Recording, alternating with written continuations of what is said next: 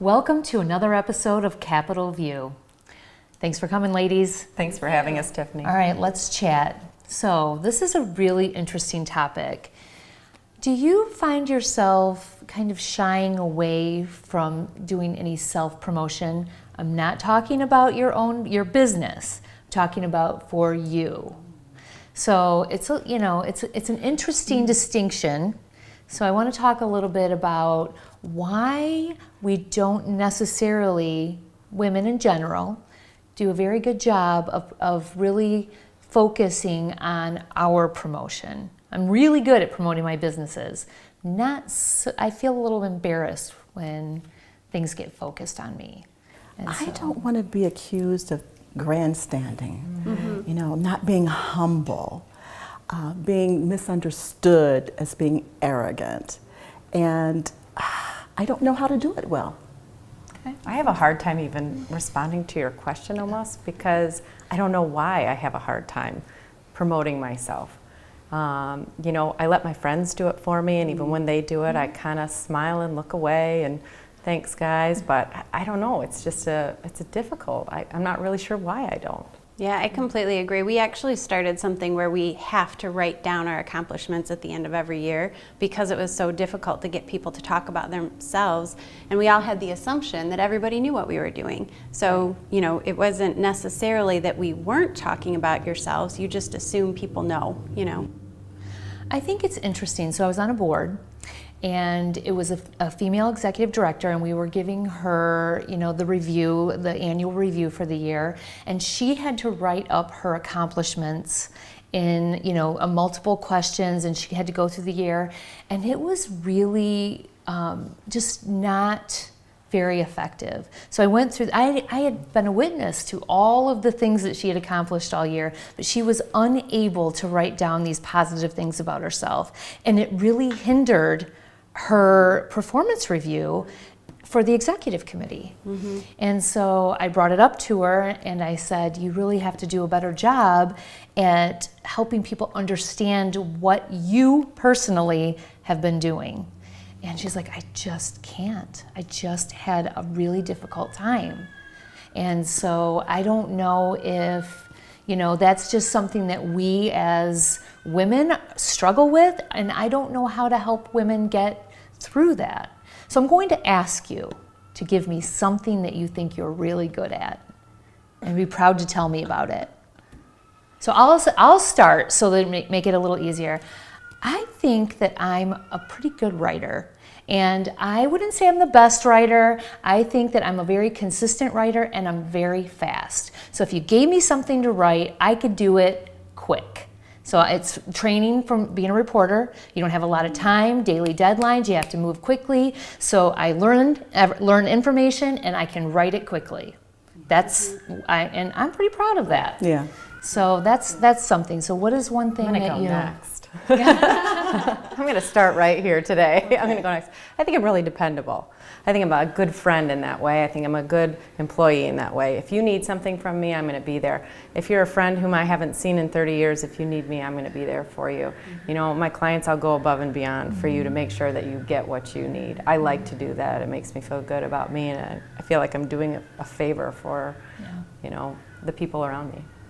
I think that I'm good at brainstorming and getting others around the table to brainstorm also in a collaborative manner.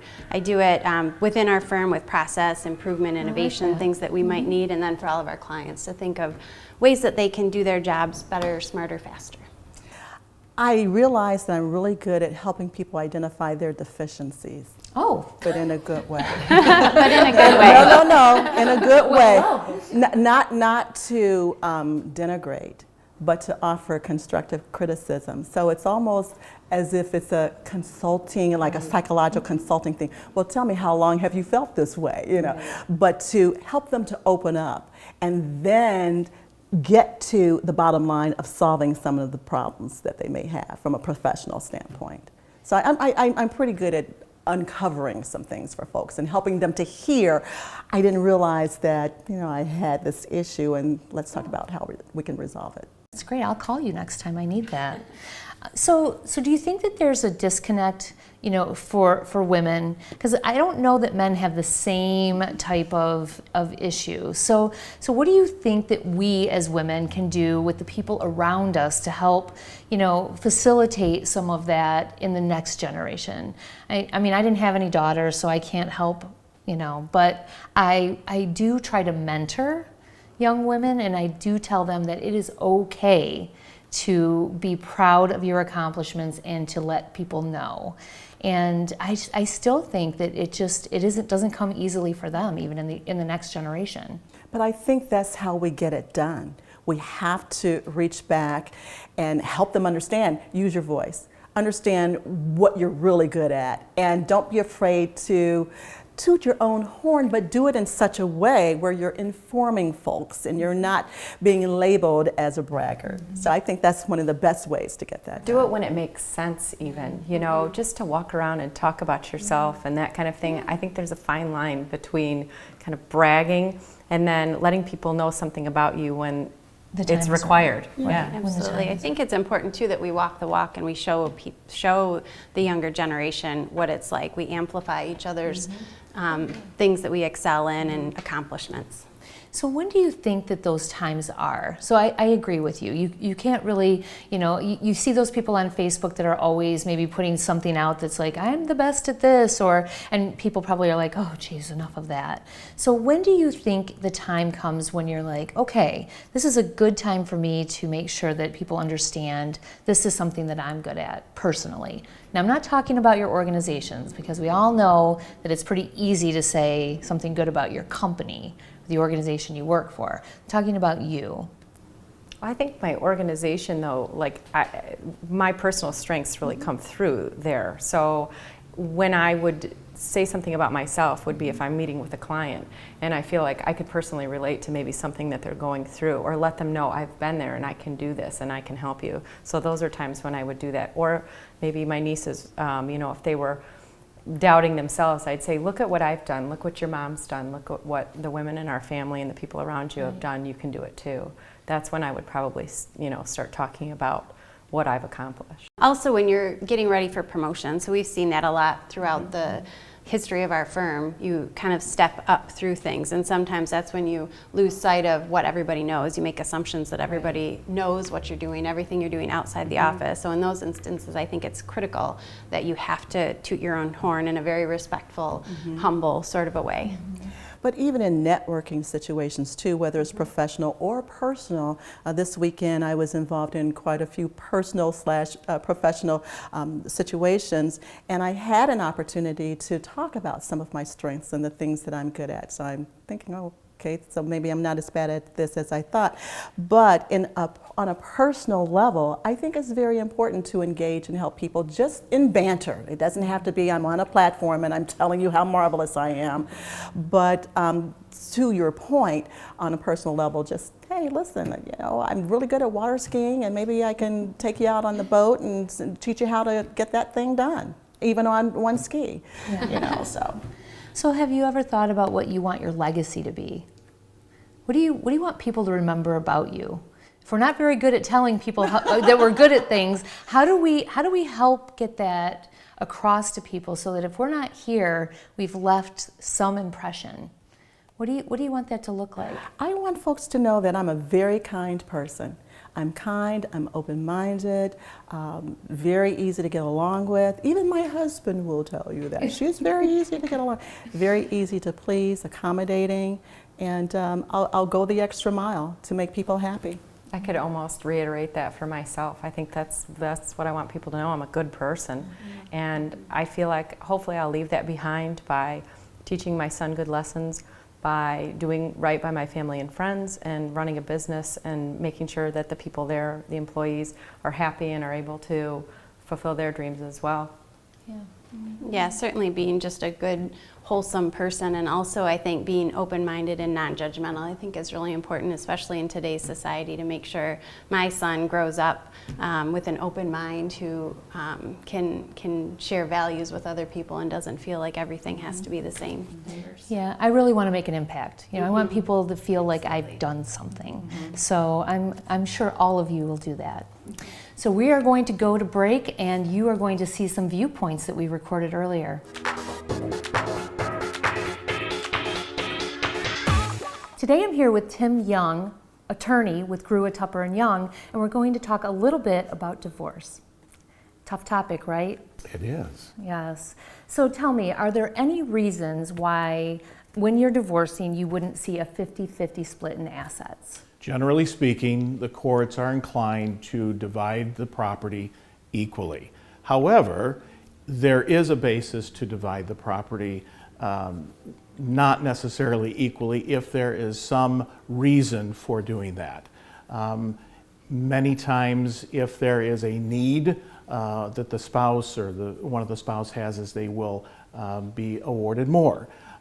What I get frequently is people that look back on their marriage and they're upset at having to endure certain practices with a spouse that they have been upset by, and they want to be repaid for all the trouble that they've had to be put up with.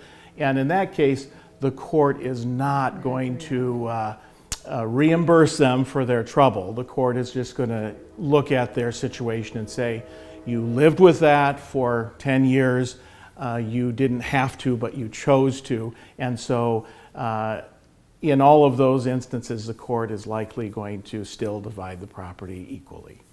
That's extremely interesting. You know, when you're talking about abuse or addiction or some of those really difficult situations, it could be something that would be a factor. It could be, and if there was monies spent on those things, those monies can be returned to the other spouse, yes. Thank you so much, Tim. Great information.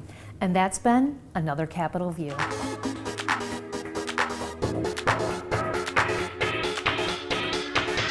Today I'm here with Ann Kraft and Wendy Zadeb. We're talking a little bit about online education.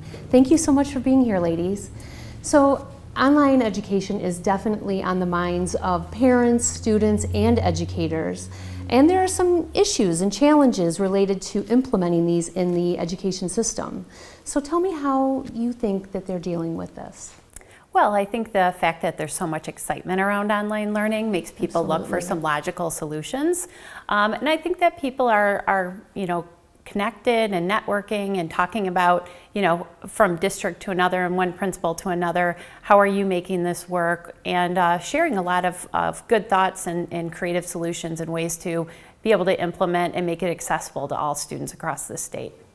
So one of the things that we're doing at Michigan Virtual is a collaboration model where we are allowing districts to use the content from our courses, but then also training their teachers in the pedagogy of online learning. It's actually a lot different than teaching in a face-to-face classroom, although there's a lot of overlap. But how do you see that kind of solving some of those issues that school districts are having? I think that training piece and that collaboration is exactly what I'm talking about. I think that it's finding ways that we can take that content that's already created and to be able to use that and not have to start from ground zero. It just makes it a lot less intimidating and a more workable process. That seems like a very creative solution in terms of making online learning accessible to all students. And it sounds like teachers are very, very interested in taking that to the students and just doing their part. They are. That's been great. Thank you so much for the wonderful information. And that's been another Capitol View.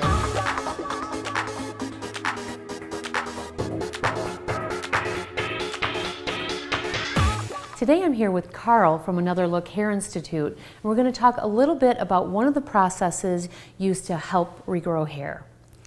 Thanks for being here, Carl. Thank you for having me. So hair stimulation treatments, tell me what that is. It sounds delightful. It's kind of like a spa treatment. It's a treatment for your scalp. So what we're doing in a scalp treatment is we are removing any buildup that may be on the scalp. We are putting you under an ozone cap, that is steam that kills bacteria. We then put you under what's called a tricho press, which is a big head massager. We then shampoo, condition, and put you under the laser for 15 minutes. And then we style you, and the whole process takes about an hour and a half, and it's very relaxing. Sounds wonderful, actually. So what is it aimed at doing? Well, how is it helping your scalp regrow hair? It's doing several things. It's removing the buildup off the scalp so that your follicle can open up and your papilla can breathe. Okay. It's also increasing blood flow to the scalp so that the papilla can get the nutrients that it needs from the bloodstream. So how long does it take? Do you have to do multiple treatments before you see results? You do. Hair grows at a very slow rate. Most people start to see the best results between 3 and 6 months. Okay. So it is something you can't expect overnight results. You have to be patient and work with the process. And so over 3 to 6 months, how many treatments do you think you would need? We normally have people do between 8 and 15 treatments. Okay. And we follow it along with them and keep doing the scalp analysis with them. Well, luckily it sounds delightful. Thank you so much. And that's been another Capitol View.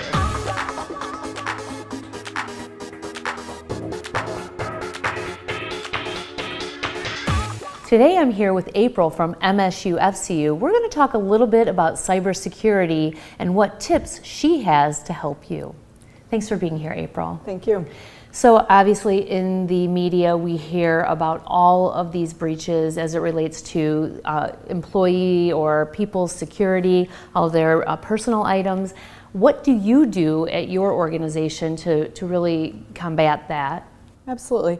For us, it's a multi-layered approach. So we have a variety of safety and security measures on our systems, and that includes firewalls, spam filters, and a variety of tracking mechanisms to ensure that we are current in our software updates and patches. That's truly where vulnerabilities come into play. And so our philosophy is to have a depth of program, so it's not just focused in one area. You need to ensure that data has no path outside the organization. And with that, then we transition not only from keeping all of our data network secure, but how do we educate employees and members to keep their personal information secure? So what tips would you offer to someone who is thinking about, I'm hearing this a lot and I want to make sure that I'm taken care of? Absolutely. So there are a few things. Don't use the same password on every site, because if someone were to obtain that password, now they can replicate it in a variety of places and test to see where you have stored that. Make it complex, so no longer password 123.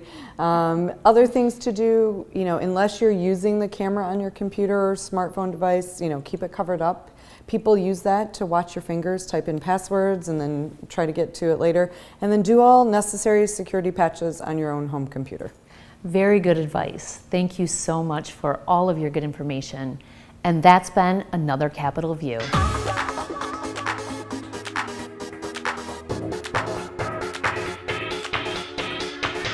Today I'm here with Carrie Freeman, partner at Grua Tupper & Young, and we're going to talk a little bit about probating an estate. Thanks for being here, Carrie. Thanks for having me, Tiffany. So how does someone know when they need to probate an estate? Well, probating estate, first of all, is a legal process by which you transfer an asset to someone else after a person has died. So you need to potentially probate an estate when, if you're a surviving spouse, for instance, who goes down to the bank to try and transfer an account over to, or even try to just access that account, but try and transfer it over to yourself, and they say, well, wait a minute, only your spouse's name, who's now deceased, was on there.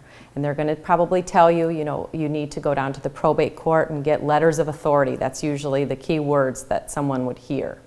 Okay, so then what is that process like? The process, usually an attorney can assist you with it, and oftentimes that's what I would do.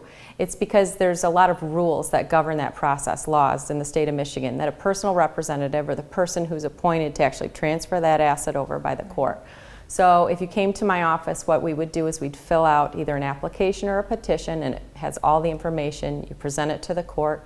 You get appointed as a personal representative, and you get like a driver's license, I call it, but it's your letters of authority that says, now I've stepped into the shoes of the decedent and I can transfer those assets over to myself or to the people that are in the decedent's will, or over to a trust if the decedent has a trust, and effectually to make that transfer. So how long does this usually take? Probating an estate can be done quickly. It can be done in several different ways. That's where an attorney can really help you figure out which is the best way to do it for you. Thank you so much, Carrie. Thank you. And that's been another Capitol View. Today I'm here with Dr. Dana Fletcher, an endocrinologist at Sparrow Hospital. Thanks for being here. Thank you for having me. So can you tell us what an endocrinologist does? An endocrinologist deals with the various hormone disorders, including diabetes and thyroid disorders. Interesting. So can you tell me what types of hormones that women should be aware of as they're aging? While many endocrine problems and hormonal issues can start at younger ages, those that would be specific to women as they age include osteoporosis, type 2 diabetes, thyroid problems, parathyroid problems, and menopausal symptoms. Wow. So has items like diabetes, has that increased over the last few years? Over the last several years, diabetes has been increasing throughout the United States. It actually is very similar in incidence for men and women. About 1.5 million new cases of diabetes are diagnosed each year, and 1 in 10 women are diagnosed with diabetes. Wow. So what could women or men do to reduce their risks? The most important thing that patients can do is follow a healthy diet and exercise regularly. And 30 minutes of exercise 5 days a week, along with a diet that's similar to the Mediterranean diet, including whole grains, lean proteins such as chicken and fish, more fruits and vegetables, and moderate use of olive oil, have all been shown to decrease the incidence of diabetes significantly. That's great advice. So how would someone get in touch with you? The best way to get in touch with us is to speak first with your primary care doctor and discuss your issues with them, and they may require a referral after that. That's wonderful. Thank you so much for all of that great information. And that's been another Capitol View. And we're back. I hope you enjoyed those very interesting viewpoints. We're going to get into community right now and talk a little bit about loving Lansing. So, what do you guys think about our community? I really do love Lansing. Our firm has been in the community for over 100 years, and it brought me back to Lansing. It's small town but big town all at the same time, and there's so much opportunity with entrepreneurism and everything that's happening downtown. It's exciting. I think I think it's very true. I think that one of the things that I would say about this town is it's the biggest small town. So you run into people that you know all over the place, but there's still the wonderful big town amenities that you get to, the theater, and you've got, the Big Ten sports. And so you have a lot to look forward to, and you can raise your kids with, all of those things in mind. My firm, our kind of tagline is we do law in Lansing.com. We really focus on the people here, East Lansing area. I love that I feel like there's a lot of opportunity here. I feel like there's room for growth. Some places you go and you feel like everyone's already kind of cornered the market on this or that. And there's so much room for growth in Lansing and to do something exciting here. And I think people who are really open and wanting that. And we have the Capitol here. Right. So this is the capital city. Lots of great restaurants here downtown and other areas of the city in which to eat, and so all the sporting events too. Yeah, so what do you think that we could do to continue seeing great things happen here? One of the things that I've been focused on is the idea that, this community could really, use a brand. We get something that we could focus on as not just businesses, but individuals who are raising their families here. They want to feel like they're a part of something. And I think that when you look at the idea of branding and creating that message that everyone can get themselves around, it's just something that I've been thinking about for a while as it relates to this community in general. What do you guys think about that? I think a brand would be great for Lansing. I think that it almost is here to a certain extent. I think there's other things that Lansing needs to work on in order to attract the people. I know, for instance, when I was moving back into this area, that I was told by people, and I hate to even say this, but I wanted to have children. They said, well, don't buy a house in Lansing. The kids don't want to go, you don't want to send your kids to the Lansing School District. And I was told that by some teachers.